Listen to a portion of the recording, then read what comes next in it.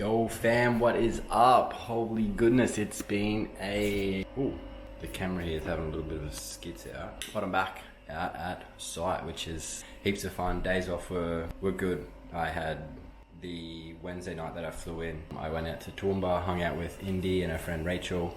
They had a work event on the next day. In reflecting on the week, I had a couple of realizations and a couple of aha moments. The first one being that working out here is way easier than running my own business or evocative with Joe. Solving people problems is seriously a tough task.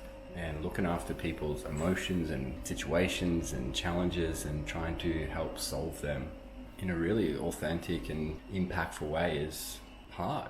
And what's interesting to me is sitting on the sideline for so long, in the sense of assuming that, well, for a long time I was under the impression that getting an office job was fucking easy.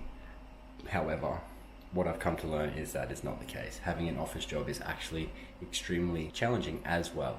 It's just a different kind of challenging, and the difference between the two is on the tools or in the pit or on the field, you're more than likely using physical capabilities. At the end of the day, you're physically exhausted. At least that's my situation, right? I'm working on those tools, I'm up and down stairs on diggers and drills and leaning over and kneeling over all day, right? But when I'm in the office, I'm sometimes sitting down, most of the time standing up. But my brain is problem solving. It is being creative. It is thinking of ways to get from here, which is point A, to point Z over here. What's the alphabet between that? And when I think about solving a fault on a digger, it might be not slewing. And it's like, what are some of the variables? And generally there's an obvious starting point, and it's like the safety switch. But even to simplify it a little bit more, there is a schematic, there is a wiring diagram, there is something that I can turn to, open a page, follow from A to Z, but see all the points and where they're connected and what page they're on, where they're on in the machine and how to solve them. Now, we don't have that with people. People are not, we might be wired the same, and in fact 98% of us are all fucking exactly the same. However, we have experiences, situations, life, trauma, bullshit going on, emotions, right? And we have logic, and we've got our experiences, and that's what makes every single one of us completely different. And what I've come to learn, at least in this first week, and maybe it's not a full learning, but it's just something that I noticed, is that solving people problems is much harder than solving machine problems.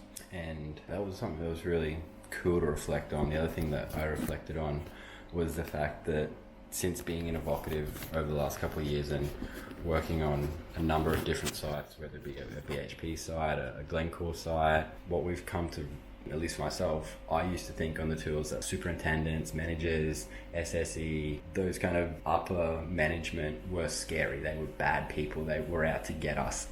And it's really funny because doing evocative and working with those kinds of people, those caliber, that stature, that label, they're just people too.